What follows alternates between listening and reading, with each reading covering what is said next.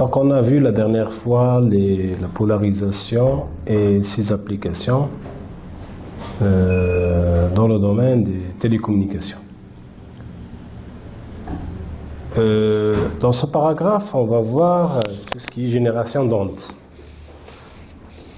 Comment on peut générer une onde électromagnétique? Donc l'onde électromagnétique est générée par une antenne.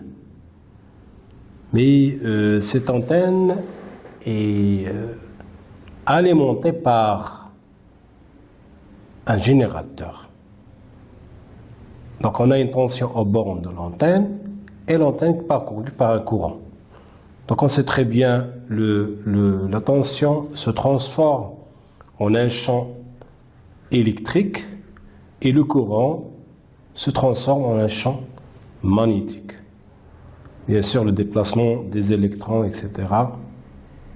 Donc c'est le principe de la transition d'électrons d'une couche à une autre. Donc il absorbe l'énergie d'un niveau d'énergie inférieur à un niveau d'énergie supérieur. Il absorbe l'énergie. Et lorsqu'il passe d'un niveau d'énergie supérieur à un niveau d'énergie inférieur, il se désexcite pour donner un rayonnement. Donc, l'antenne, elle rayonne, elle transforme le champ électrique en un champ électrique et la tension en un champ électromagnétique. Aussi, on peut avoir un champ électromagnétique en utilisant un guide d'onde. C'est pour le cas de cette figure. On a un guide d'onde. Avant le guide d'onde, on peut avoir bien sûr un oscillateur qui génère une onde électromagnétique qui se propage, qui sera guidée par un guide d'onde et après elle va être réfléchie au niveau d'une antenne parabolique. Et après la réflexion, parce que cette antenne se trouve dans le point focal, après donc on aura une réflexion totale vers l'infini. Parce que c'est une antenne parabolique. On sait très bien que les antennes paraboliques sont des antennes optiques. Lorsque le rayonnement, ou bien l'antenne se trouve dans le point focal, en émission, donc les ondes envoyées après la réflexion sur l'antenne, sur le réflecteur, les ondes automatiquement vont aller vers l'infini. C'est le principe de l'optique géométrique. C'est un miroir concave.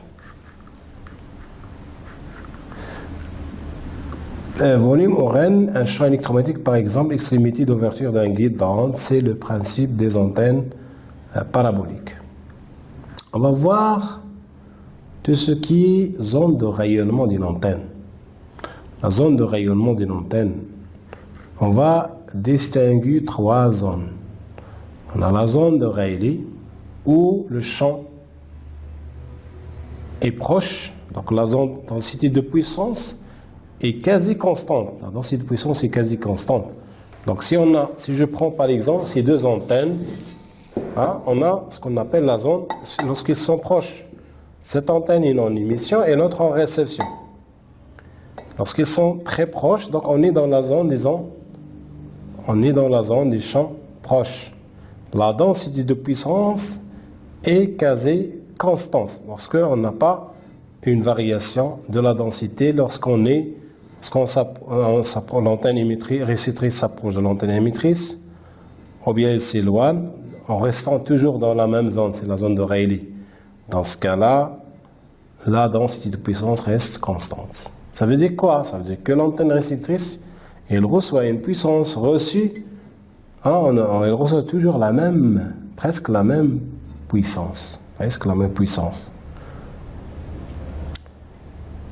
Lorsqu'on est dans la zone de Fraunhofer, un peu plus, donc les deux antennes se trouvent à une distance un peu plus supérieure à la distance lorsqu'on était dans la zone de Rayleigh, et on reste toujours dans la zone de Rayleigh. Dans ce cas-là, la densité de puissance est un peu fluctuante. Ça veut dire quoi? Ça veut dire que la puissance reçue, elle ne subit pas, bien sûr, il ne se base pas sur un principe qui permet bien sûr de dire que on s'éloigne de la source, la densité de puissance diminue. Donc c'est une densité de puissance fluctuante, ça veut dire la puissance reçue par l'antenne réceptrice est une puissance fluctuante. Donc on ne peut pas modéliser bien sûr le système. Lorsqu'on est dans la zone de Fraunhofer, donc les deux, ça veut dire la zone des champs lointains, Lorsqu'on est dans la zone des champs lointains, bien sûr, lorsqu'on s'éloigne, l'antenne réceptrice s'éloigne de l'antenne émettrice, en restant toujours dans la zone des champs lointains, ou bien la zone de Fraunhofer, la densité de puissance décroît en 1 sur R au carré, ce qui est logique. Hein? Quand la distance augmente, la puissance reçue diminue. Quand le récepteur s'éloigne de l'émetteur, dans ce cas-là, la puissance reçue par le récepteur décroît en 1 sur R au carré. Donc, dans ce cours, on s'intéresse à la zone de Fraunhofer, la zone des champs lointains. Donc, toutes les applications en télécommunication et toutes les caractéristiques des antennes en télécommunication sont calculées dans la zone des champs lointains. Parce qu'on a des caractéristiques constantes de l'antenne qui sont indépendantes de la distance entre les deux antennes lorsqu'on est dans la zone des champs lointains. Donc, je prends la courbe. Donc, dans cette courbe, on va expliquer très bien c'est quoi les trois zones. Hein? La zone de Rayleigh, la zone de Fresnel et la zone de Fraunhofer. Donc, la zone de Rayleigh, c'est la zone des champs proches. Donc, entre 0 et d carré sur 2 lambda. D, c'est quoi? C'est la plus grande dimension de l'antenne émettrice. Par exemple, on a A et B. La plus grande dimension, c'est B. B supérieur à A. Lambda, c'est quoi? C'est la longueur de l'onde qui se propage entre l'émetteur et le récepteur, qui est envoyé par l'antenne émettrice. Donc, lorsqu'on est dans la zone du champ proche, donc la distance entre les deux antennes, il est entre 0 et d carré sur lambda. Si on dépasse d carré sur lambda, on tombe dans la zone de Fresnel. Si on dépasse 2d carré sur lambda, on tombe dans la zone de Fraunhofer, ou bien la zone des champs lointains. Donc, ici, c'est la position, donc le long de cet axe, c'est la position de l'antenne réceptrice. On met notre antenne émettrice à l'origine, à 0, et notre antenne réceptrice se trouve sur l'axe. Hein? Lorsqu'on met notre antenne ici, donc à une distance qui est supérieure à 2d carré sur lambda, dans ce cas-là, on est dans la zone des champs lointains, ou bien la zone de Fraunhofer. Dans ce cas, la densité de puissance décroît en 1 sur R carré. Pardon, ici, donc on ajoute R carré. On ajoute donc une puissance de R carré. Donc c'est une densité qui décroît. La densité de puissance, c'est très bien. Elle décroît en 1 sur R au carré. Donc, toutes les caractéristiques de l'antenne se calculent dans la zone des champs lointains. Ici, le gain, la directivité, le diagramme de rayonnement, la fonction caractéristique de rayonnement, toutes les caractéristiques de l'antenne. Donc, ils sont des caractéristiques constantes. Ils sont indépendants de R, quelle que soit la position de l'antenne dans cette zone. On a les mêmes caractéristiques. En ce point, par exemple, lorsqu'on met notre antenne réceptrice en ce point, je trouve un gain G qui dépend de θ et de phi. Lorsqu'on met notre antenne à cette distance qui est supérieure à la première, je trouve le même gain, la même expression du gain, etc. Donc, la même fonction caractéristique de l'homologue, quel que soit R dans cette zone. Donc, dans ce cours, dans toutes les applications de télécommunication, toujours, même si on communique en utilisant la communication mobile, on a une antenne réceptrice, c'est notre téléphone mobile, réceptrice et une antenne émettrice. Donc l'antenne utilisée, incorporée dans notre téléphone portable, donc il peut émettre lorsqu'on parle et reçoit lorsqu'on écoute. Dans ce cas-là, on a une émission, c'est un émetteur-récepteur. Donc notre antenne envoie et reçoit en même temps. Donc notre antenne elle se trouve à une grande distance de l'antenne émettrice. Hein? C'est l'antenne de la station de base. Donc on se trouve toujours dans la zone des champs lointains. On se trouve toujours dans la zone des champs lointains. On a une communication correcte sans aucun problème. Pourquoi? Parce qu'on a le principe de ce que la densité de puissance elle décroît en 1 sur R au carré. Dans les autres zones, on voit que la densité de puissance, il n'a pas un principe, et c'est une puissance quasi constante, et fluctuante, donc il ne subit pas bien sûr un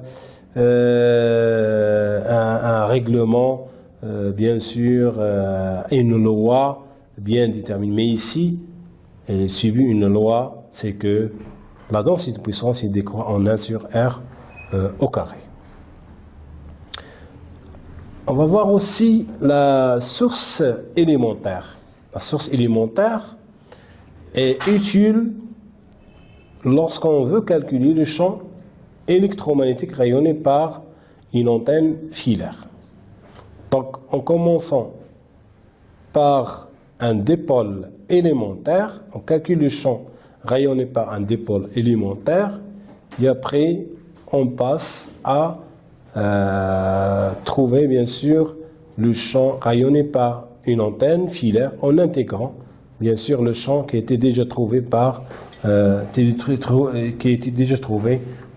un doublé de Hertz ou bien un dipôle élémentaire. Donc pour comprendre le principe du dipôle élémentaire, donc on va définir ce qu'est une source élémentaire. Donc, la source élémentaire, elle se trouve au point O, elle rayonne, elle envoie un champ électromagnétique au point P. Le point P, il se trouve à une distance R de l'origine, θ et phi, donc c'est les coordonnées de ce point P. Donc ça c'est l'élévation et phi, θ l'élévation, phi l'azimut. Donc, en se basant sur les équations de Maxwell, divergence de B égale à 0 et B égale à nabla vectoriel A. Le vecteur A est donc défini à un gradient près, il existe alors une fonction V vérifiante. Donc c'est l'équation de Maxwell dans l'espace libre E RT égale à nab moins nabla, c'est égal à moins gradient de V moins D de A sur dt. Ça c'est la propagation du vecteur A et la propagation du potentiel qui dépend bien sûr du champ électrique. Il y a la relation entre le champ électrique, le potentiel scalaire et le potentiel vecteur. Donc on peut résoudre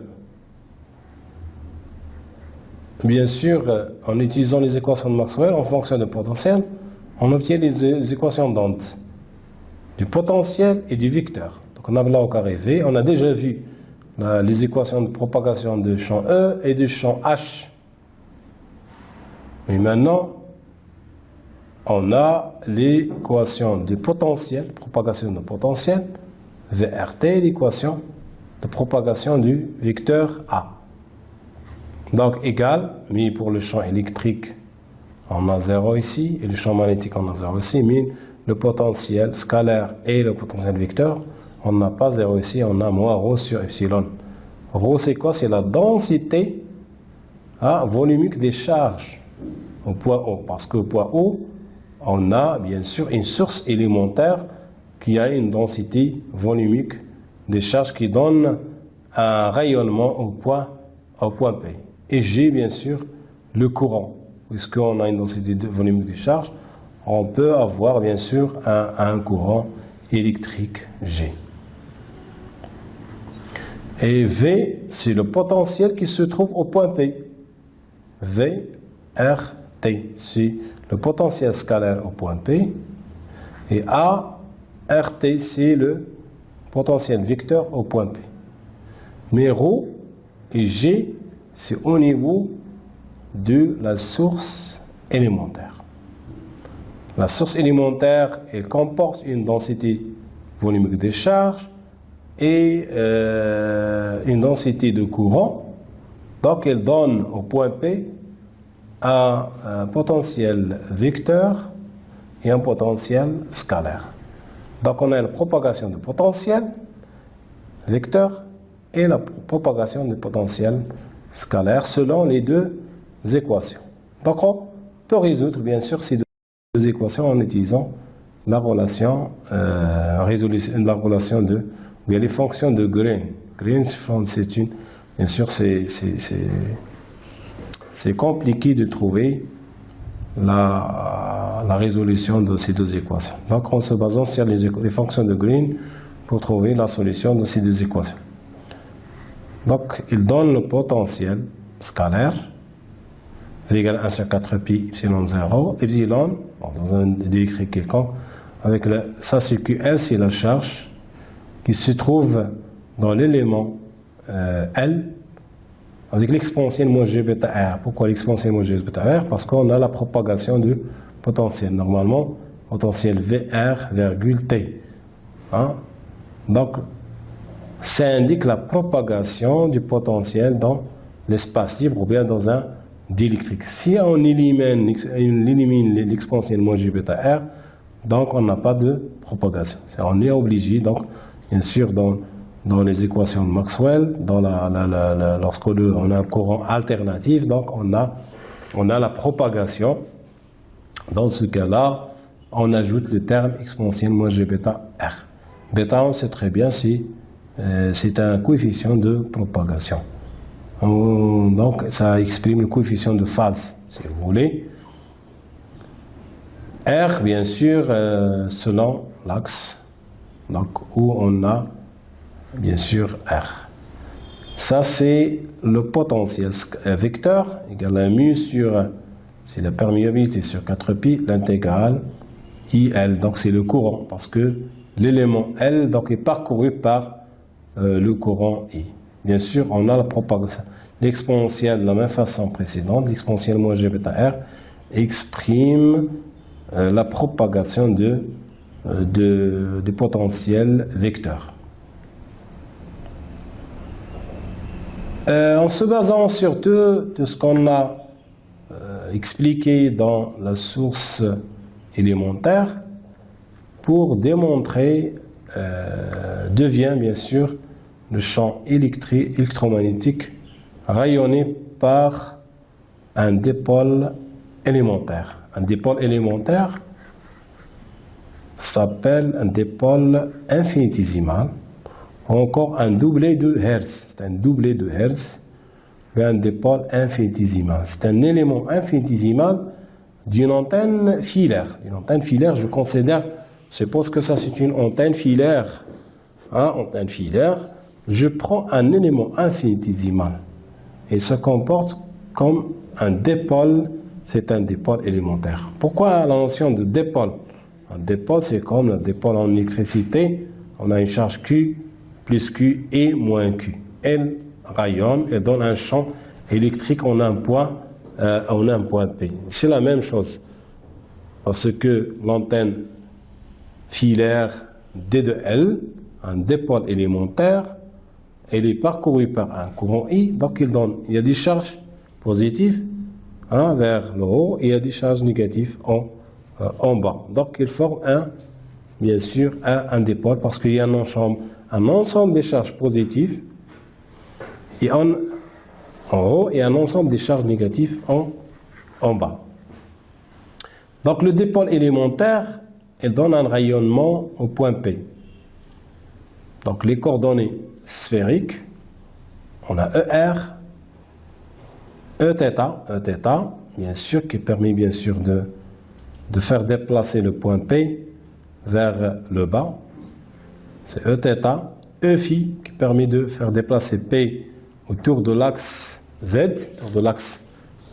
ER, hein, c'est comme celui-là, donc on a un point P.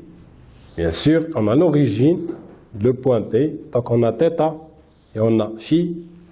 Donc, si on veut, bien sûr, si on se déplace, bien sûr, il y a un changement de θ, il y a un changement de φ. Et il y a un changement selon R. Donc, ER, Eθ, Eφ, autour de l'antenne. Donc, le dipôle élémentaire est parcouru par un courant I. Revenons bien sûr au dipôle élémentaire. Sa longueur est très inférieure à la longueur d'onde. En principe, dl est inférieur à 50 lambda.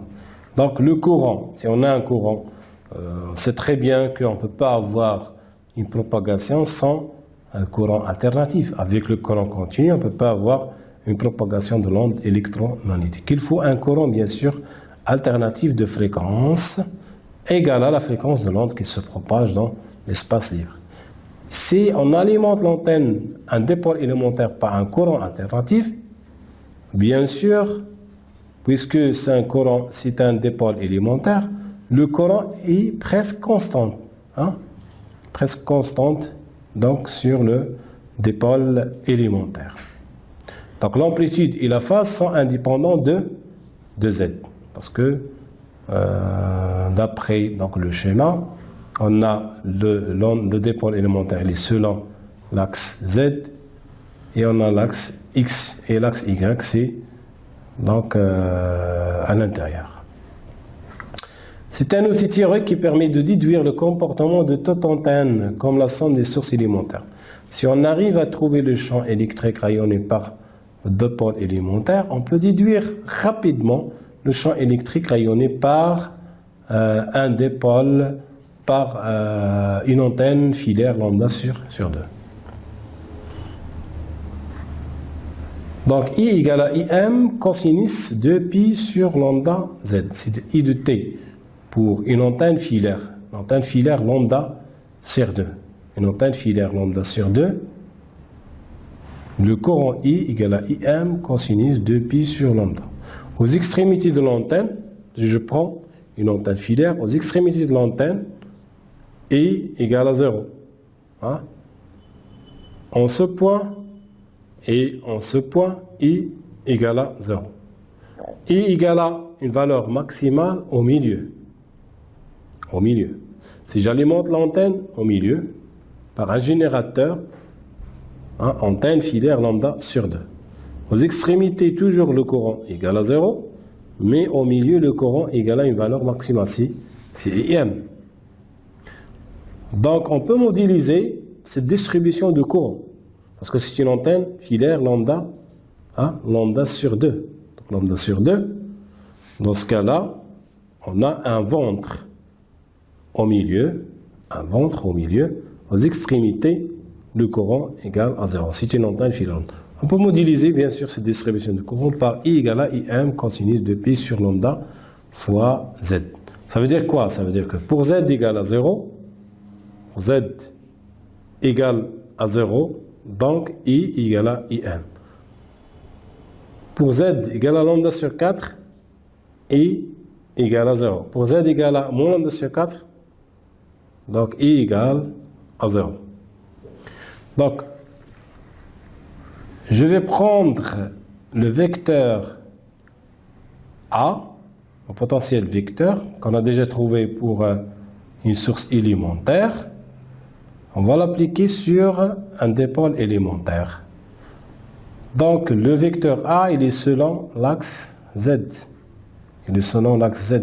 Pourquoi? Parce que l'antenne, un dipôle élémentaire, et bien sûr, il s'aligne avec l'axe Z. Donc, A a un seul vecteur, c'est AZ. Une seule composante. Une seule composante, c'est AZ. Donc, AZ égale à mu0 sur 4pi IM dl, parce qu'on remplace I par IM. Donc, pourquoi? Parce que I égale à IM pour le dipôle élémentaire. Parce que le courant, ici, c'est un courant qui a une valeur constante, est égal à IM. Mais ce courant, c'est pour une antenne filaire, lambda sur 2. Mais pour un dipôle élémentaire, I égale à IM, partout sur le dipôle élémentaire. Ça, c'est pour qu'on remplace I par IM. Et on intègre de 0 à D de L. Donc, on trouve D de L ici. Bien sûr, avec une propagation, toujours l'exponentielle moins G bêta R. Mais selon l'axe Z, U, c'est le vecteur. Donc, il a une seule composante. Donc, c'est selon l'axe Z. Donc, on a AZ. Donc, on doit déterminer les composantes de champ H et champ E dans les coordonnées sphériques. Donc, je suis obligé de projeter AZ sur les autres, sur le repère sphérique. Sur le repère sphérique. Pour avoir les composantes de A, parce que A égale à AZ fois K. Et je vais projeter K sur le repère sphérique. Pour trouver, bien sûr, les composantes de A sur le repère sphérique. Lorsque je trouve le composant A sur le repère sphérique, j'applique, bien sûr, l'équation de Maxwell. L'équation de Maxwell, je pense que c'est l'équation rotationnelle. Je vais pas aller rapidement à l'équation de Maxwell. Donc, j'utilise, par exemple, rotationnel de E égale à moins G oméga mu 0. Pour trouver, bien sûr, le champ E et le champ H. Le champ E et le champ H. Bien sûr, en utilisant rotationnel dans les coordonnées sphériques et en comparant donc les deux côtés de l'équation, on trouve que HR, la composante selon R du champ magnétique est égale à 0 et la composante de Hθ du champ magnétique est égale à 0 et ne reste que la composante H phi. La même chose pour E. Le champ E, j'applique les équations de Maxwell pour trouver le champ E. Je trouve les trois composantes. Mais on a une seule composante E phi qui s'annule. Il reste deux composantes. Donc, les deux expressions du champ E et H sont des expressions qui sont très compliquées. Donc, je dois utiliser l'approximation de l'onde plane en champ lointain. Donc, on a les trois. Donc, je récapitule. On a les trois composantes. Donc, H phi, R, E, θ. Donc, les trois. Donc, on est plus loin de la source parce qu'on est dans la zone des champs lointains. On est dans la zone du champ lointain. Dans ce cas-là, 1 sur R au carré, négligeable devant 1 sur R. Donc, je laisse seulement 1 sur R. 1 sur R3 est négligeable devant 1 sur R et négligeable devant R sur R au carré. Et R au carré aussi négligeable devant. Donc, les deux, donc cette composante R va aller vers, bien sûr, 0. Donc, R presque égal à 0. Et Eθ, donc on néglige les termes 1 sur R au carré et 1 sur R la puissance 3. Il ne reste que ce terme. Et aussi la même chose, on néglige le terme 1 sur R au carré. Donc j'aurai seulement deux composantes H phi et Eθ qui sont perpendiculaires. Donc après l'approximation en champ lointain, on a dans la zone des champs lointains, on a l'approximation de l'onde plane. Donc on a seulement deux composantes Eθ et H phi. Donc je reviens au repère, donc j'aurai Eθ et H phi. H phi donc à l'intérieur seulement. Et bien sûr, on va trouver que la puissance il est selon ER. La puissance P, Eθ, Hθ et phi, Eθ et H phi, donc elles forment ce qu'on appelle un trièdre direct. Constatation. Comme prévu, les champs E et H sont orthogonaux et en phase. Ils sont orthogonaux, c'est très bien qu'ils sont orthogonaux parce qu'on a E θ et H sont orthogonaux, les deux composantes. Ils dépendent de θ, ils dépendent de R, hein, et ne dépendent pas de phi. Ils sont orthogonaux et en phase. En phase, pourquoi en phase? Parce qu'ils partent en même temps. Hein, parce qu'ils sont envoyés par la même source. Ça, c'est pourquoi ils sont en phase. Et ils ne sont pas déphasés. Parce qu'ils sont envoyés par la même source. On ne peut pas dire un champ électrique qui se propage sans champ magnétique.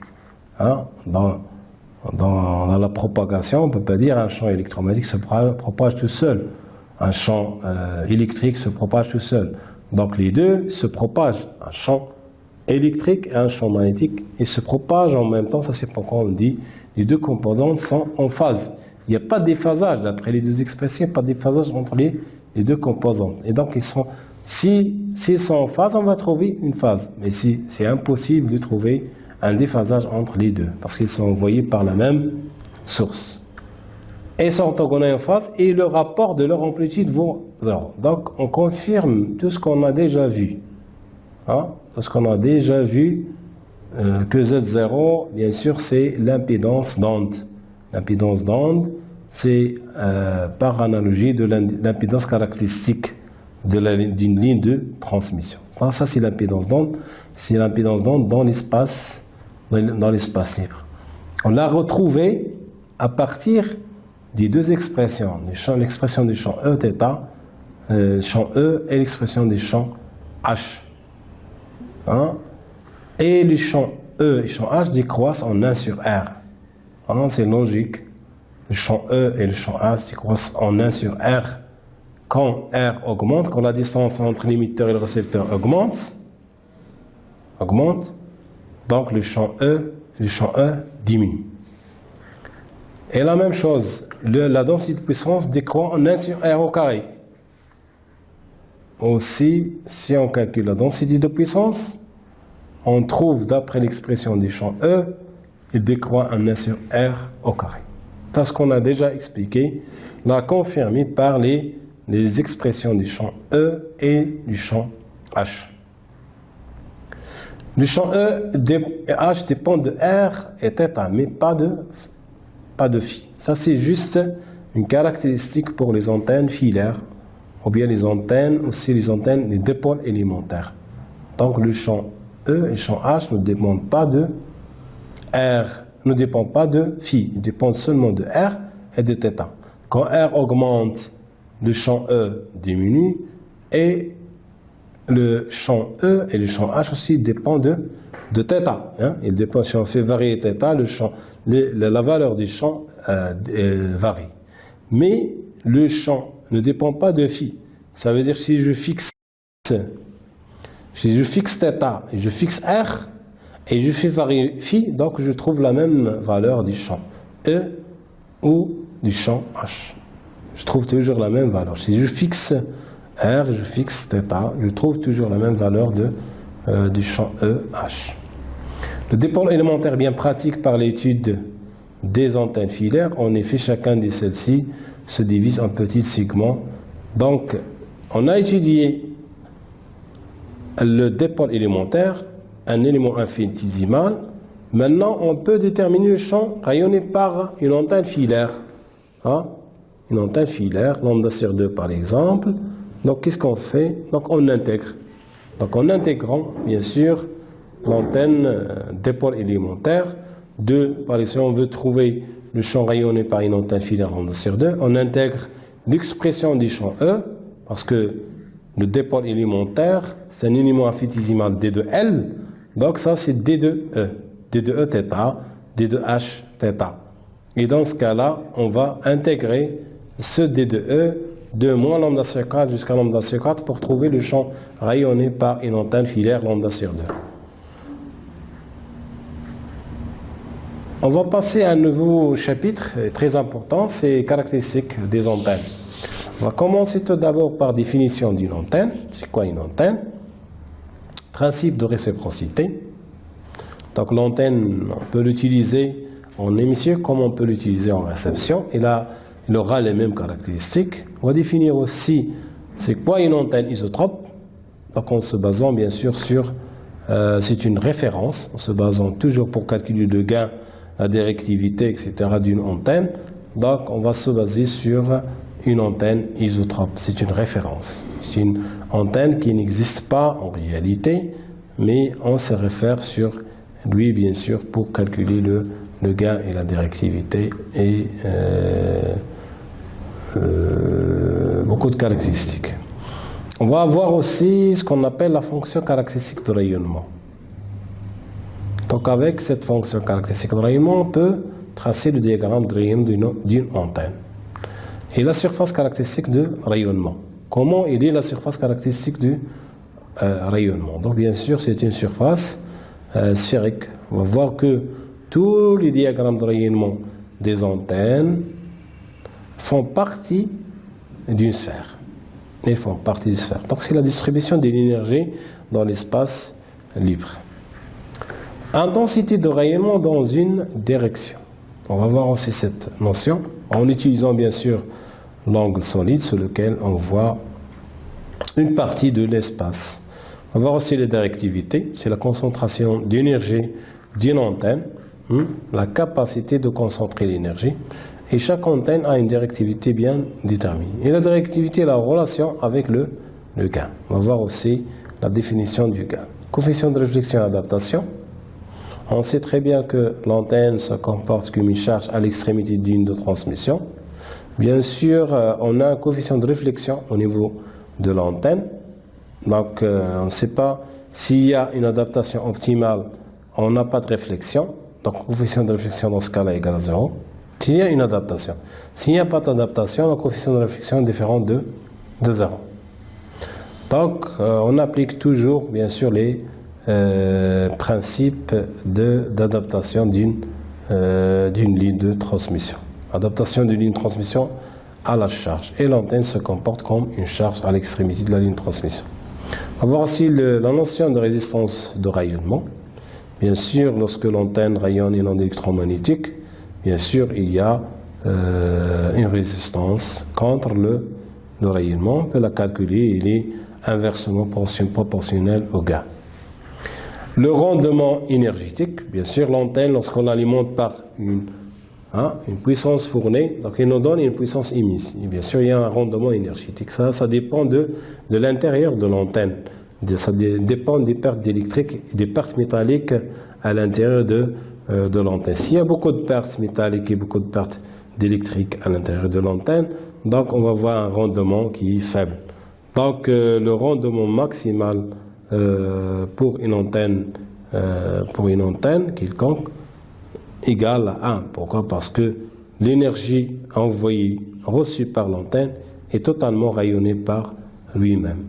Ça veut dire qu'il y a un bon rendement, il y a un rendement égal à 1. Le rendement, c'est la puissance émise sur la puissance fournie à l'antenne. Relation entre gain et résistance de rayonnement, on va le voir, sont inversement proportionnelles. Le diagramme de rayonnement, on va le tracer en utilisant la fonction caractéristique de rayonnement. Puissance isotrope rayonnée. La pire, c'est une puissance très importante à utiliser dans les systèmes de télécommunication, dans les BTS, dans les stations mobiles. Donc on utilise ce qu'on appelle la pire. La pire, c'est dans la pratique. Dans la pratique, lorsqu'un opérateur installe une station de base, il y a une pire bien déterminée qu'il doit utiliser pour assurer à une communication sans problème, bien sûr, de puissance. Donc il faut que la puissance reçue par l'antenne réceptrice, un portable, soit suffisante pour que l'utilisateur puisse communiquer. On va voir aussi la notion de surface équivalente, surface effective. Surface équivalente, si j'utilise cette antenne en émission, il a un gain. Mais si je l'utilise en réception, il a une surface de captation, ou bien une surface effective, ou bien une surface équivalente. Donc, on va trouver une relation entre le gain, lorsque l'antenne en émission, et sa surface équivalente lorsqu'il est en réception. Donc, il y a bien sûr une relation. Donc on l'utilise en émission. Donc on a un gain. On l'utilise en réception, on a une surface équivalente. Donc on peut trouver, bien sûr, une relation entre les deux notions. Relation entre la surface équivalente et le gain de bande passante. Bande passante, chaque antenne, toutes les antennes qui sont devant vous, ils ont une bande passante. Chaque antenne a une bande passante bien déterminée. La bande passante, il a deux bornes, une borne inférieure et une borne supérieure. F max et F min. Ça veut dire l'antenne, il reçoit sur cette bande passante. Il envoie aussi sur cette bande passante. Et il ne peut pas recevoir une fréquence en dehors d'un signal qui a une fréquence en dehors de cette bande passante. Et il ne peut pas envoyer un signal en dehors de cette bande passante. Il peut envoyer et recevoir sur la même bande passante. Si la bande passante augmente, la largeur de la bande passante augmente, dans ce cas-là, elle reçoit plus de signaux qu'une antenne qui a une bande passante étroite. Une antenne qui a une bande passante plus large, elle reçoit plus de signaux qu'une antenne qui a une bande passante plus faible, ou bien une bande passante étroite. Donc aussi, il y a une relation avec le débit dans la communication mobile, dans la communication Wi-Fi, etc. Il y a une relation avec le débit. Quand la largeur de la bande augmente, le débit augmente. Et quand la largeur de la bande diminue, donc le débit augmente. C'est pourquoi on cherche toujours, on s'efforce toujours d'avoir des antennes qui ont des antennes large bande pour augmenter le débit de la transmission. Donc, la bande passante, il y a une relation avec le débit. Donc, le débit, pour avoir un bon débit, donc en jouant sur plusieurs paramètres en télécommunication. En jouant sur l'antenne, pour avoir une antenne large bande, et aussi sur les techniques. Les techniques de multiplexage, techniques de modulation, et tout ça pour augmenter le débit. Donc il y a le côté traitement de signal, etc. Il y a le côté hard. Le côté hard, c'est de faire élargir, bien sûr, la bande passante d'une antenne. Après aussi, on va avoir un paragraphe très important, c'est le bilan de liaison. Bilan de liaison, ça veut dire on a un émetteur et on a un récepteur. Entre un émetteur et un récepteur, on a un bilan, ce qu'on appelle le bilan de liaison entre les deux antennes. Ça veut dire cette antenne est en émission, l'autre en réception. On a une puissance émise, on a un gain pour l'antenne émettrice a une puissance émise, a un gain. Et la même chose, l'antenne réceptrice, il a une puissance reçue, il a un gain aussi. Donc, on peut établir une équation entre les deux. Il y a une liaison entre les deux. La liaison, ou bien l'équation, ce qu'on appelle l'équation de télécommunication. On doit établir une équation de télécommunication. Lorsque les deux antennes sont en visibilité directe, ça veut dire sans obstacle, il n'y a pas d'obstacle, ils sont en visibilité directe.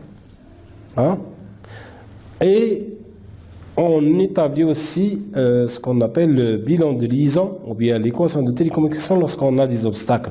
Par exemple, ça, c'est un obstacle entre les deux. Donc on peut établir une liaison entre les deux en tenant compte de cet obstacle.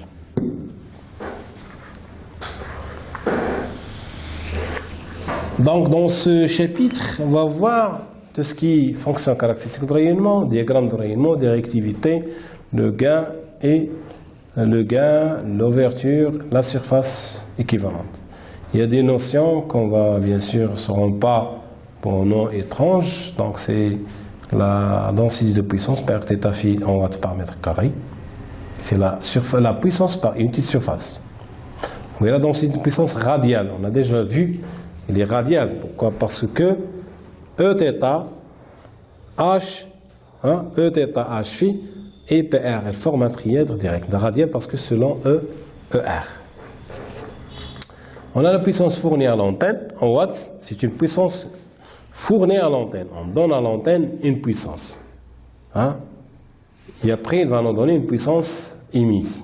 Le reste, donc, il sera bien sûr perdues, se forment les fijoules, se forment des pertes d'électrique ou des pertes métalliques. Les fijoules, c'est très bien que les fijoules, c'est des pertes métalliques. Et on a aussi des pertes d'électrique si l'antenne comporte un d'électrique. Par exemple, cette antenne, c'est une antenne d'électrique. Hein, c'est une antenne d'électrique. On n'a pas de métal. On n'a que le d'électrique. Donc, on n'a que des pertes d'électrique. On n'a pas des pertes métalliques. Il y a des antennes où on a seulement le métal. Ce qu'on appelle des pertes métalliques. C'est comme les antennes Yagi qui se trouvent dans les toits des maisons. Donc, on a des antennes filaires, hein, métalliques. Donc, on a seulement des pertes métalliques. On n'a pas des pertes d'électrique parce qu'on n'a pas d'électrique. Ici, pour cette antenne, on a juste des pertes d'électrique. Pour l'antenne cornée, ça c'est une antenne cornée, on a des pertes métalliques parce qu'on a seulement les métals, on a les fijoules, etc. On va voir la notion de la directivité qui dépend seulement de θ et de phi, l'antenne, et le gain directif de l'antenne, et le gain max de l'antenne. On va voir toutes ces notions. Définition d'une antenne. Quand on veut effectuer une transmission sans fil, c'est alors les champs électriques et magnétiques que l'on va chercher à rayonner dans l'espace. Le dispositif permettant d'effectuer la transmission entre l'énergie guidée et l'énergie rayonnée est appelé une antenne. On a une énergie, une onde électromagnétique guidée par un guide d'onde et après va être rayonnée par une antenne. Par exemple, une antenne cornée peut avoir un guide d'onde et un générateur. Un générateur haute fréquence génère une onde électromagnétique qui sera guidée par le guide d'onde et après l'antenne cornée va rayonner cette antenne, hein, pour qu'elle soit bien sûr dans l'espace libre pour aller vers le récepteur. Le récepteur reçoit l'énergie de l'émetteur. Une antenne est un dispositif permettant de transformer l'énergie guidée en énergie rayonnée en espace libre suivant sa forme et son mode de fonctionnement. L'énergie est rayonnée dans certaines directions privilégiées de l'espace. La représentation d'énergie dans tout l'espace est appelée diagramme de rayonnement. Donc c'est quoi le diagramme de rayonnement? C'est la distribution de l'énergie suivant la forme de l'antenne. Cette antenne, elle a une forme, elle a cette forme tant qu'elle rayonne l'énergie dans cette direction. Donc en face de l'antenne, on trouve une densité de puissance importante. Ici, en ce point par exemple, à cette distance, on trouve une densité de puissance importante. De part et d'autre de cette direction, la densité de puissance diminue. Hein? En ce point, la densité de puissance est égale à 0. On n'a pas d'énergie en ce point. Parce que la forme de l'antenne qui gouverne, qui donne bien sûr la forme du diagramme de rayonnement. Hein? Ça veut dire que le rayonnement il se trouve seulement dans cette zone. Mais la concentration de l'énergie, elle diffère bien sûr d'un point à un autre. Donc, au milieu, ça veut dire selon l'axe de l'antenne, on trouve une énergie importante, une densité de puissance importante. De part et d'autre de cet axe, ou bien l'axe, dans la direction privilégiée, c'est ça la direction privilégiée, donc c'est le centre de l'antenne cornée, on trouve une densité de puissance maximale, une énergie maximale. De part et d'autre, l'énergie diminue. On peut trouver, bien sûr, dans cette direction, l'énergie égale à 0. Parce que la forme de l'antenne qui donne. Là, par exemple, cette antenne, elle rayonne partout l'énergie.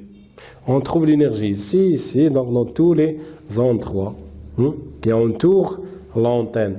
Pourquoi? Parce que c'est sa forme qui donne ce diagramme de rayonnement. Cette distribution, c'est quoi le diagramme de rayonnement? C'est une distribution de l'énergie dans l'espace libre.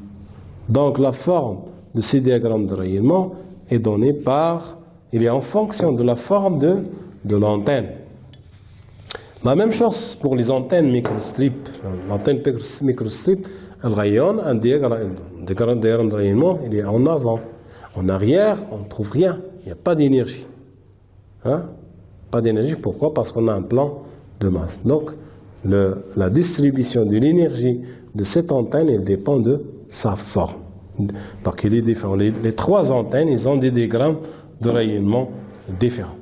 Diagramme de rayonnement. Donc ça, il rayonne partout. Cette antenne rayonne en avant, mais ça, le lobe principal est plus large que cette antenne. Cette antenne, elle rayonne, mais avec un rayonnement aigu, bien sous forme d'un pinceau, donc, etc., etc.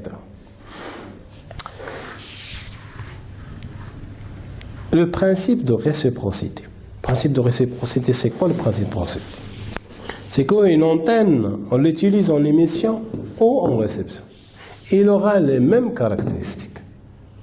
Cette antenne, il a un gain. Bien sûr, si je lis le gain ici, je trouve 15 décibels isotrope. Parce qu'il est déjà fabriqué par la société, il a un gain qui était déjà trouvé dans des bonnes conditions, dans une chambre de mesure, etc. On a un 15 décibels.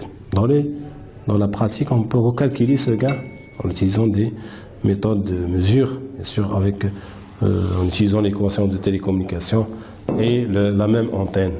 La même antenne, qu'on l'utilise en émission-réception, on calcule le gain. Cette antenne, il a un gain 15 décibels. En émission.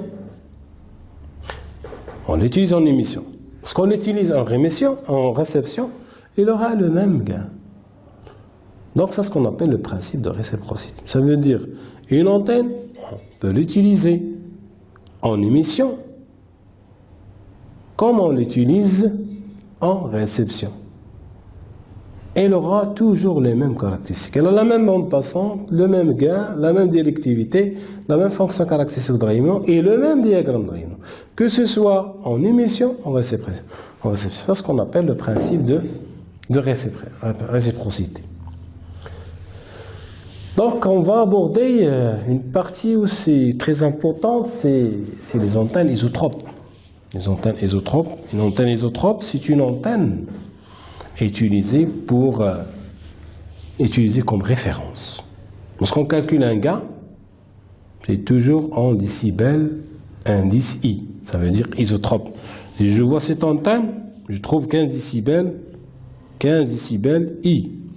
Indice I, ça veut dire isotrope. Ça veut dire par rapport à quoi? Par rapport à l'antenne isotrope. Toujours le gain, le calcul par rapport à l'antenne isotrope. C'est une référence. Et l'antenne isotrope, c'est une antenne idéale. C'est une antenne qu'on ne peut pas la réaliser dans la pratique. Donc on l'utilise juste comme référence. On se réfère sur l'antenne isotrope pour calculer le gain d'une antenne. Donc cette antenne, il a la même distribution de l'énergie. Elle distribue l'énergie dans toutes les directions d'une façon équitable. Donc on a la même densité de puissance partout, dans toutes les directions. Dans toutes les directions, on trouve la même distribution d'énergie. À une distance R, la densité de puissance vaut PR, P iso, R θ phi égale PE sur 4 pi R au carré. Donc, P iso, c'est quoi? C'est la densité de puissance en un point de l'espace pour une antenne isotrope. Elle est la même partout. Elle est la même partout. Donc, P iso égale à une constante. Cette constante, c'est quoi? C'est PE sur 4 pi R encore. Bien sûr, à une distance constante, à une distance R. À une distance R, P iso égale à constante. Cette constante, c'est PE. C'est quoi PE? PE, c'est la puissance totale émise par l'antenne. Hein? Une antenne, par l'antenne isotrope. Ça, c'est la puissance totale émise par l'antenne isotrope. Par exemple, cette antenne cornée émet une énergie. Donc, se forme d'un diagramme de rayonnement.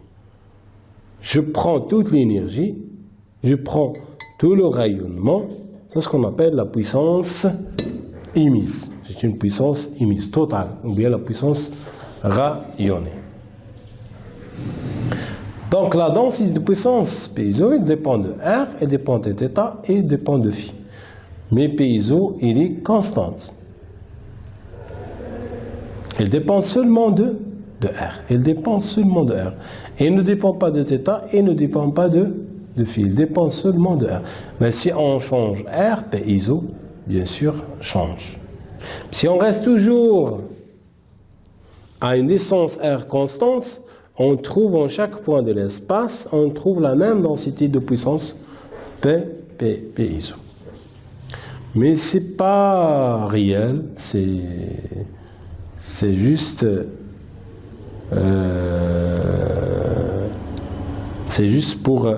pour comparer. Hein? C'est juste pour comparer l'énergie rayonnée par une antenne en question, une antenne quelconque, avec l'antenne isotrope. Si l'antenne isotrope est intéressante pour le calcul théorique, il est important de noter qu'il est impossible de la réaliser dans la pratique. On va voir la fonction caractéristique de rayonnement. La fonction caractéristique permet de représenter les variations du niveau de champ rayonné en champ lointain en fonction de la direction considérée. Donc, pour calculer la fonction caractéristique, on va prendre un exemple du doublet de Hess qu'on a déjà déterminé. On a déjà déterminé son champ, Eθ, H, phi, etc. Je prends Eθ, toujours la fonction caractéristique dans le rayonnement, lorsqu'on veut la calculer. Donc, on utilise le champ électrique. Donc, Fθ phi est égal le champ Eθ, le module du champ Eθ sur le module du champ Eθ, le module de Eθ max. Donc, j'ai déjà l'expression de Eθ, j'applique le module, je trouve cette expression, je prends la valeur maximale de cette expression. C'est quoi la valeur maximale? Parce que θ égale à pi sur 2. Donc, la valeur maximale, c'est 60 pi sur lambda R fois Im fois d de L. Je fais le rapport Eθ, le module de Eθ sur le module de E max, Eθ max, je trouve sinus de θ. Donc, c'est la fonction caractéristique de rayonnement, c'est Fθ phi égale à sinus de θ. Fθ phi, il dépend de θ et dépend de phi. Pourquoi? Parce que on a éliminé R par le rapport Eθ phi sur Eθ sur la valeur maximale de Eθ. Ça, c'est la fonction caractéristique de rayonnement de l'antenne filaire d'un dipôle électrique. Donc, ceci est valable pour n'importe quelle antenne. La fonction caractéristique de rayonnement, c'est un rapport du champ E, le module du champ E, sur le champ E, le module du champ E max. Hein? Et une propriété aussi générale des antennes, n'importe quelle antenne, son champ est s'écrit sous cette forme. Je prends une antenne filaire, une antenne parabolique, une antenne cornée, une antenne microstrip, une antenne Yagi, n'importe quelle antenne. Dans le monde, le champ E s'écrit sous cette forme. A0 sur R, Fθ phi. Fθ phi, c'est la fonction caractéristique de rayonnement de cette antenne. A0, c'est le coefficient. Par exemple, l'antenne, un dipôle élémentaire. A0, c'est quoi? C'est 60 pi sur lambda fois I1 fois d2. C'est ça A0. On a R au dénominateur et on a Fθ phi. C'est la fonction caractéristique de rayonnement. Ceci est valable pour n'importe quelle antenne.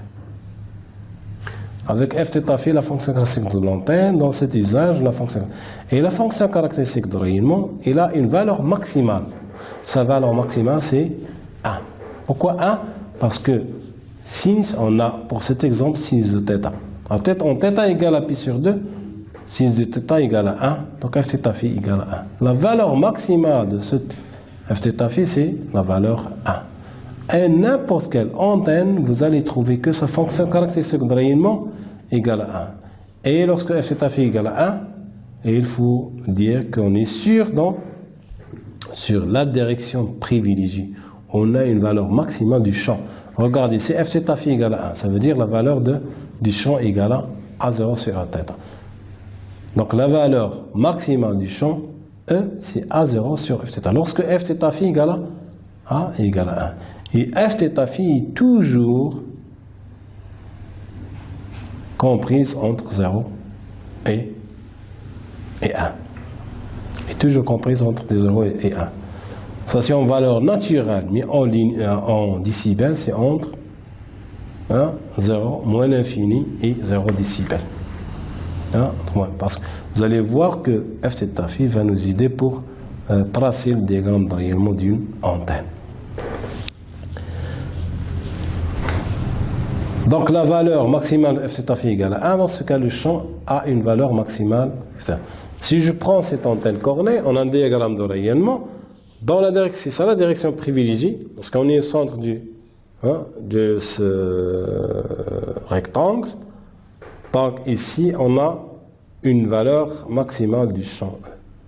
Ici on se prend f θ phi égale à 1 et r θ phi égale à 0 sur r. C'est clair pour cette antenne cornée. L'antenne cornée, il a un coefficient A0 aussi, il a une fonction caractéristique f θ phi. La surface caractéristique de rayonnement.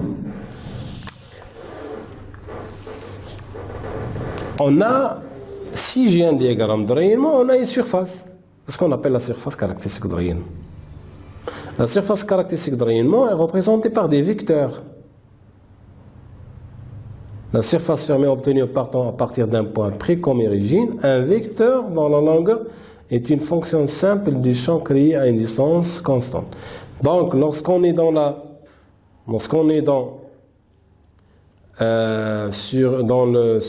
direction privilégiée, le vecteur du point O jusqu'à l'extrémité, qui a un vecteur qui a un module maximal, qui a une valeur maximale. De part et d'autre part de la direction, le module du vecteur diminue. On peut avoir 0. Dans les directions qu'on n'a pas de rayonnement, le module de ce vecteur est égal à 0. Dans ce cas-là, on a une surface caractéristique de rayonnement. C'est comme par exemple l'antenne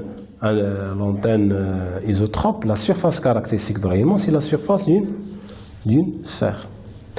L'antenne cornée, il a un diagramme de rayonnement sous cette forme, un lobe principal, bien sûr on va avoir des lobes secondaires, donc le lobe principal fait partie d'une sphère. Donc ce lobe principal, il a une surface, ce qu'on appelle la surface caractéristique de rayonnement. L'antenne isotrope rayonne le même champ dans toutes les directions, sa surface caractéristique de rayonnement est donc une sphère. L'intensité de rayonnement. Donc la notion d'intensité est très importante pour calculer la directivité d'une antenne. On a déjà vu la densité de puissance par θ phi d'une antenne. C'est égal à E dans le premier chapitre E au carré sur 2Z0. Égal à A0 au carré sur 2Z0 R au carré. F au carré θ phi. Parce qu'on a remplacé E par l'expression. Par cette expression, R θ phi égale à A0 sur R, F θ phi. On a obtenu cette expression. A0 au carré sur 2Z0. Avec Z0, on sait très bien que Z0, c'est l'impédance d'onde qui est égale à 120 pi. Dans ce cas-là, si j'ai la fonction caractéristique de rayonnement d'une antenne et son coefficient A0, je peux déterminer sa densité de puissance directement en fonction de θ et de phi et de R.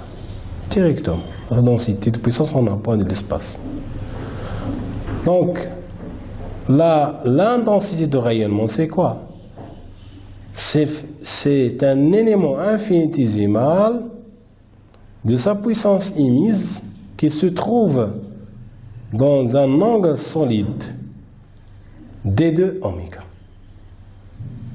J'ai un diagramme de rayonnement, je prends un élément infinitésimal d2s de la surface caractéristique de rayonnement, je trouve à l'intérieur de cet élément infinitésimal une puissance d2PE. PE, c'est la puissance totale rayonnée, mais c'est dans cette surface d2s, je trouve d2PE. Pour avoir l'angle solide sur lequel je vois d2s, c'est directement d2 oméga. d2 oméga, c'est quoi? C'est l'angle solide sur lequel je vois d2s. Donc l'intensité de rayonnement, c'est DDPE qui se trouve sur l'angle solide. La densité de puissance, c'est quoi? C'est DDPE sur D2S. C'est la puissance DDPE qui se trouve sur l'élément infinitésimal D2S. Ça veut dire une petite partie, une partie très très faible de la puissance PE, c'est DDPE, qui se trouve sur D2S. C'est ça la densité de puissance. Parce que c'est la puissance par une petite surface. Mais la densité de rayonnement, c'est la même DDPE, mais qui se trouve sur l'angle solide D2 oméga, sur lequel je vois une surface infinitésimale de la surface caractéristique de rayonnement. Donc, on a déjà la relation D2 oméga égale 1 sur R au carré D2S. Donc, je remplace D2S, c'est quoi D2S? C'est R carré sinus θ d2 θ, la surface élémentaire d'une sphère. C'est D2S égale à R carré sinus θ d θ dφ. J'élimine R au carré, il me reste sinus de θ fois d θ d2φ. Donc, c'est facile maintenant de trouver Uθ phi. Donc, je remplace DDPE par PRθ phi D2S, et on a déjà PRθ phi l'expression, et je remplace D2 oméga par 1 sur R au carré D2. Je remplace D2 oméga par sinus θ d θ d2 phi. Je trouve directement Uθ phi égale à O au carré. Ça veut dire quoi cette expression? Si j'ai une antenne qui a une coefficient à 0, une fonction caractéristique de rayonnement, je trouve directement son intensité de rayonnement, mais en watts par stéradian. Pour la densité de puissance, c'est en watts par mètre carré, parce que par unité de surface, mais ici par unité d'angle solide. Donc c'est watts par stéradian. L'unité de l'angle solide, c'est stéradian. Bien, on dit la densité stérique. Pour la puissance, de puissance. Pour la densité de puissance, on dit la densité surfacique, mais ici, c'est la densité stérique. On va prendre un exemple. On peut calculer la densité de puissance d'une antenne isotrope. La densité de puissance d'une antenne isotrope, c'est PE sur 4pi. C'est égal à la densité de puissance moyenne. La densité de puissance moyenne. C'est quoi la densité de puissance moyenne? C'est 1 sur 4pi. Parce que la périodicité d'un angle solide, c'est quoi? C'est 4pi. Ça veut dire l'angle solide sur lequel je vois tout l'espace. C'est 4pi. Donc c'est la périodicité. Donc U moyenne, ou bien l'intensité de rayonnement moyen, c'est 1 sur 4pi, double intégrale de Uθ phi d2 oméga. UM égale à U iso, c'est l'intensité de rayonnement d'une antenne isotrope. À quoi est égal à? C'est PE sur 4pi. Donc C2, je développe UM égale à 1 sur 4pi, l'intégrale de Uθ phi, je trouve PE sur 4pi. Je trouve cette égalité donc facilement. On peut quand même calculer l'intensité de rayonnement pour un doublet de Hertz. Bien sûr, on a Fθ phi pour un doublet de Hertz, c'est sinus θ. Je remplace ici sinus θ. Et j'ai déjà à 0, le coefficient à 0 d'un doublet de Hertz, je trouve facilement Uθ phi. Uθ phi égale à 15 pi et m d de L tout carré sur lambda au carré sinus carré θ. On va voir ce qu'on appelle la notion de directivité dans une direction. C'est quoi la directivité? La directivité, c'est la capacité de concentrer l'énergie dans une direction privilégiée. Si je compare les deux antennes, j'alimente les deux antennes par une puissance fournie, la même puissance fournie. Cette antenne donne une énergie émise et l'autre une énergie émise. La même énergie totale, PE, donnée par cette antenne et donnée par l'autre antenne. Donc,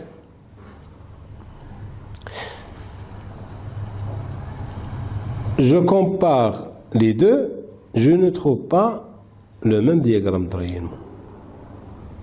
Je trouve que cette antenne, elle concentre l'énergie mieux que celle-là. Cette antenne, elle disperse l'énergie dans toutes les directions, mais celle-là, elle concentre l'énergie dans cette direction.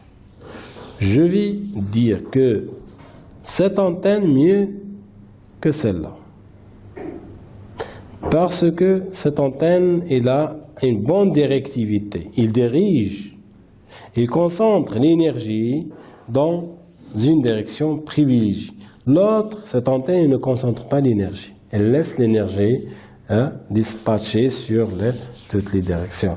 Mais cette antenne, elle concentre l'énergie. Donc cette antenne présente une directivité mieux que celle-là. Mais la directivité, c'est en comparaison avec l'antenne isotrope. L'antenne isotrope, elle rayonne partout la même énergie. Donc, partout, je trouve la même énergie. Je compare la puissance rayonnée, ou bien la puissance rayonnée par cette antenne, la densité de puissance rayonnée par cette antenne, par rapport à l'antenne isotrope. J'alimente cette antenne par une puissance fournie. J'alimente l'antenne isotrope par la même puissance. Les deux antennes, elles rayonnent la même puissance PE. Mais cette antenne, il concentre l'énergie, l'autre, il dispatche l'énergie partout. Je prends à une surface élémentaire, je trouve PR θ phi pour cette antenne, et je trouve P iso pour l'antenne isotrope, et je compare les deux. Je trouve que PR θ phi est supérieur à P iso. Pourquoi? Parce qu'il y a concentration de la puissance en un point de l'espace par rapport à l'antenne isotrope. En un point de l'espace pour une antenne en question, on trouve une densité de puissance plus importante, supérieure à la densité de puissance en un point de l'espace pour une antenne isotrope. Ça c'est pourquoi je fais le rapport PR θ phi sur P iso, ça veut dire je compare les deux puissances, les densités de puissance. La directivité c'est quoi? C'est la comparaison de la densité de puissance en un point de l'espace d'une antenne, par exemple cornée, ou bien une antenne filaire, par rapport à une densité de puissance en un point de l'espace pour une antenne isotrope, qui était déjà alimentée par la même puissance fournie à l'antenne en question. Il y a la même distance R. Il se trouve à la même distance R. Donc c'est quoi la directivité? C'est dθ phi égale à PR θ phi sur P iso. Donc on admet que P iso est la densité de puissance émise par une antenne isotrope. La directivité indique dans quelle direction la densité de puissance est meilleure ou moins bonne que celle de l'antenne isotrope. La directivité ne dépend pas de R, car les deux densités décroissent en 1 sur R au carré. Donc pourquoi la directivité ne dépend pas de R? Parce que on a un rapport de deux puissances. Et la puissance déjà est décroît en 1 sur R au carré. Cette puissance décroît en 1 sur R au carré et P iso décroît en 1 sur R au carré. Donc le rapport sont 1 sur R au carré. La puissance totale rayonnée PE est égale au flux du vecteur de Poynting à travers une surface fermée entourant l'antenne. Et si je veux calculer la puissance émise totale, donc j'utilise la densité de puissance. On a déjà la densité de puissance égale à PE dPE sur D2S. Donc PE égale à double intégrale PR θ phi D2S. Et PR θ phi égale à, il est en fonction du champ, c'est E au carré sur 2Z0. Donc je peux intégrer pour trouver le champ, la puissance PE. En champ lointain, on a trouvé PR θ phi égale à E au carré. Donc PR θ phi égale à 0 au carré sur 2Z0 R au carré F au carré. Donc je peux calculer la puissance émise totale par une antenne quelconque en fonction de la fonction caractéristique de rayonnement. Je remplace juste PR θ phi par cette expression.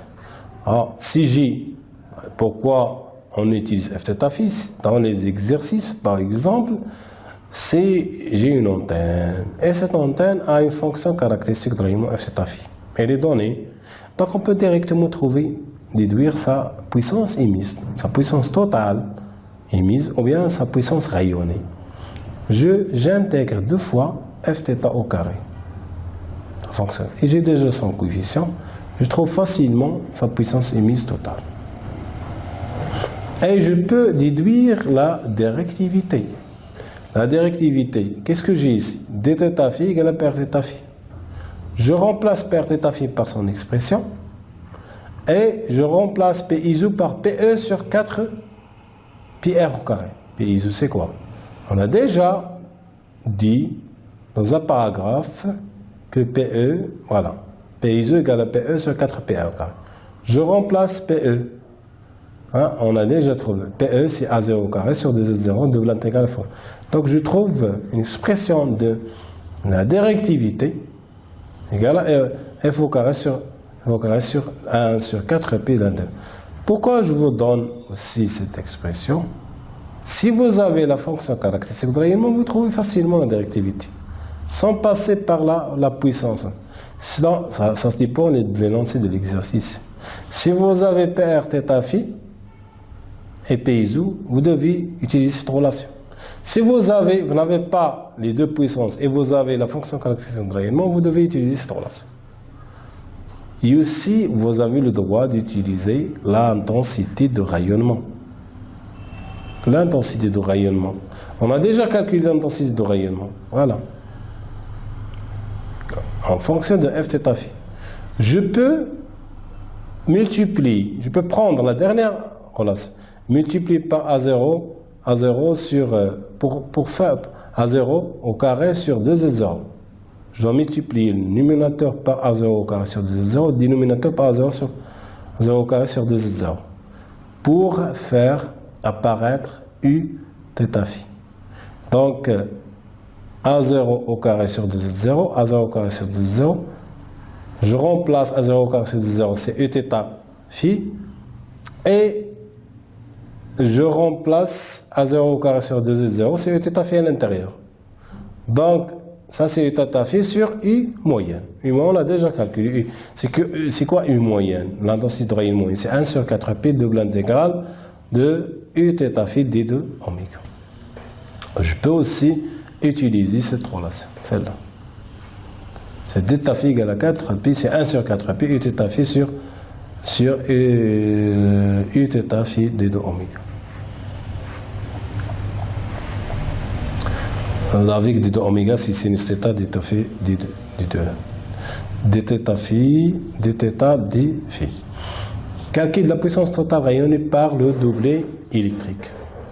Un doublet électrique, on peut calculer sa puissance émise en utilisant la fonction caractéristique de rayonnement. On a déjà la relation PE, double intégrale, je remplace sinus θ ici, donc sinus θ au carré, avec d2 oméga sinus θ dθ phi, on aura sinus carré de sinus θ à la puissance 3, en utilisant l'intégrale par partie, etc. On trouve l'intégrale de sinus θ à la puissance 3, c'est presque 4 sur 3. Hein, et vous allez trouver l'expression de PE. Un autre paragraphe aussi très intéressant, c'est le coefficient de réflexion et d'adaptation. On va appliquer tout ce qu'on a vu dans les lignes de transmission. C'est que une ligne de transmission, un générateur et une charge à l'extrémité. Donc, on a une onde incidente du générateur vers la charge et une onde réfléchie de la charge vers le générateur. Et une puissance reçue par la charge, hein, consommée par la charge. Donc, l'antenne se comporte comme une charge à l'extrémité de la ligne de transmission. L'impédance de cette charge, c'est l'impédance d'entrée de l'antenne. Et après l'antenne, qu'est-ce qu'elle fait? Elle rayonne une puissance. Elle reçoit une puissance, c'est la puissance fournie. Après, elle rayonne une puissance émise.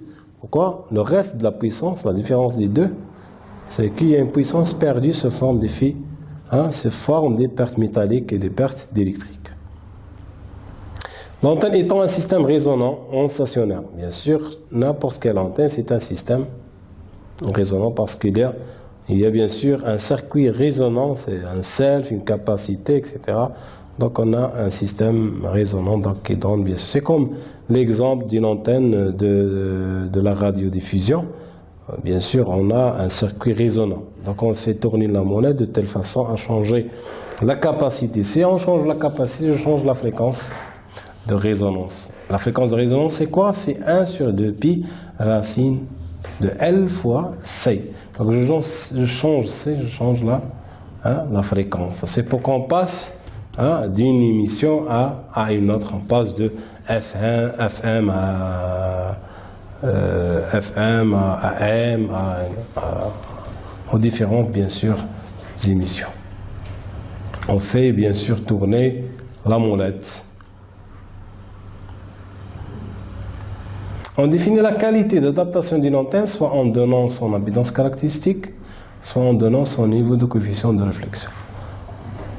En ce point, on a un coefficient de réflexion. Si on a l'adaptation optimale, une adaptation optimale, ça veut dire quoi? Ça veut dire le coefficient de réflexion, ρL, on a déjà vu dans les transmissions, égale à 0. ρL égale à 0. Ça veut dire pas de réflexion. Ça veut dire PR égale 0. Il n'y a pas de puissance réelle. Ça veut dire PI égale à PF. Voilà. Donc ZE, à quoi égal? ZE, c'est une impédance au niveau. C'est l'impédance d'entrée de l'antenne. Et en même temps, c'est l'impédance de charge. C'est la charge.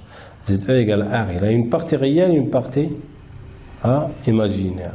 Et la partie imaginaire, c'est la partie responsable donc à la réflexion des ondes électromagnétiques. Si on arrive à éliminer la partie imaginaire, c'est bon. Tant qu'on élimine les réflexions. C'est ce qu'on appelle l'adaptation. C'est quoi l'adaptation d'impédance? C'est qu'il faut adapter la ligne à la charge, à l'antenne. La charge en général, dont on a parlé dans les transmissions, que ce soit une antenne, une télévision, donc n'importe quel terminal à l'extrémité de la ligne de transmission. Par exemple, l'antenne TV. À l'extrémité de l'antenne TV, on a une télévision. Donc la charge ici, c'est la télévision. Et l'antenne filaire. Donc, qu'est-ce qu'on souhaite? On souhaite de recevoir les images, le son, etc. On ne souhaite pas d'avoir des images floues. Si on n'a pas une adaptation entre la ligne coaxiale et la télévision, donc on va avoir des images floues. On a quelque chose qui est perdu. Pourquoi? Parce qu'on n'a pas une adaptation entre les deux.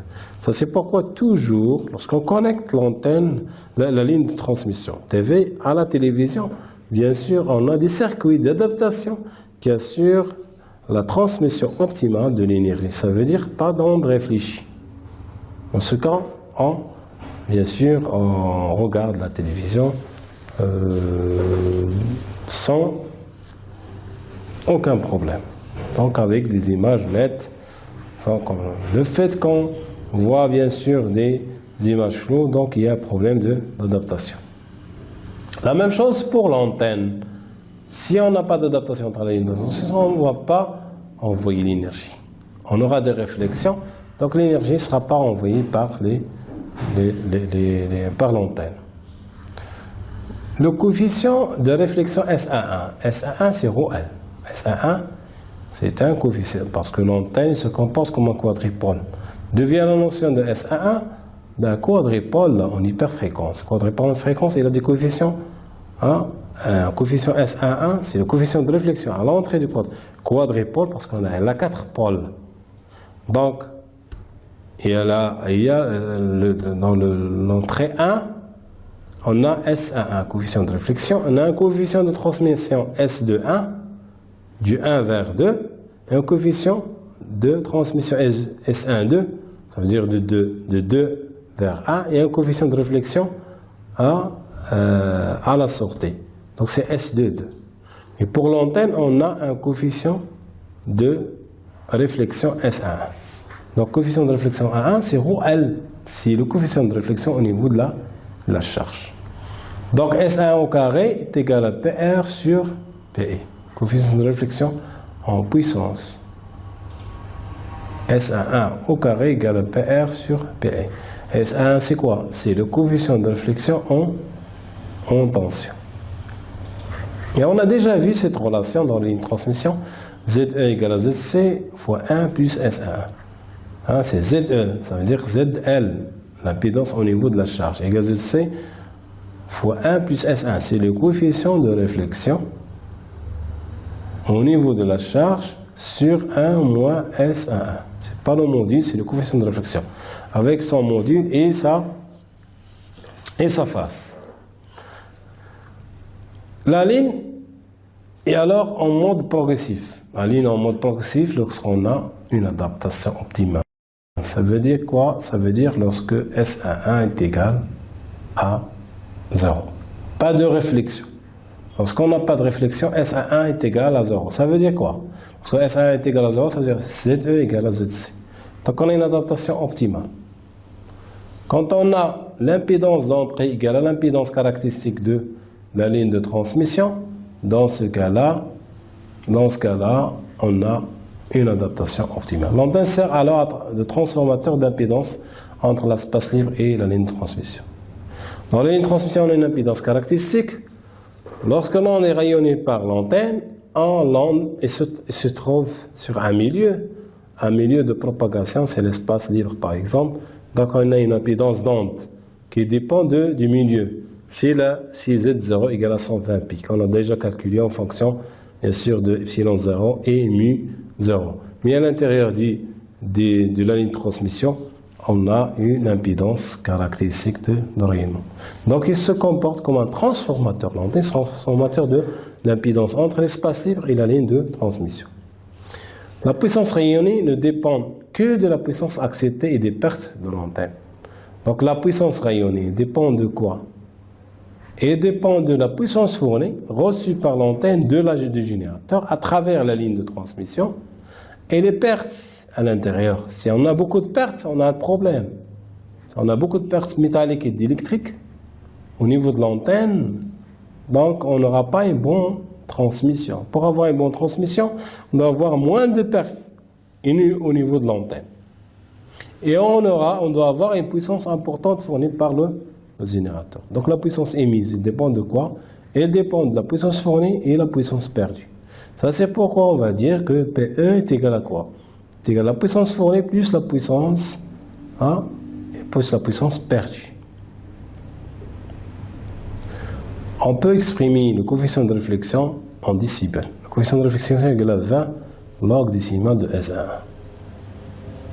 S11, déjà, je peux faire déplacer 2. Ici, il devient donc 10 log S11 au carré.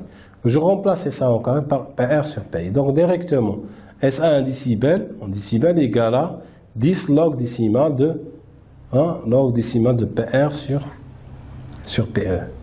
Donc, toujours, le coefficient de réflexion en décibels, S1 en décibels, est égal à 10 log décimal de PR sur PI. C'est la puissance reçue, la puissance réfléchie.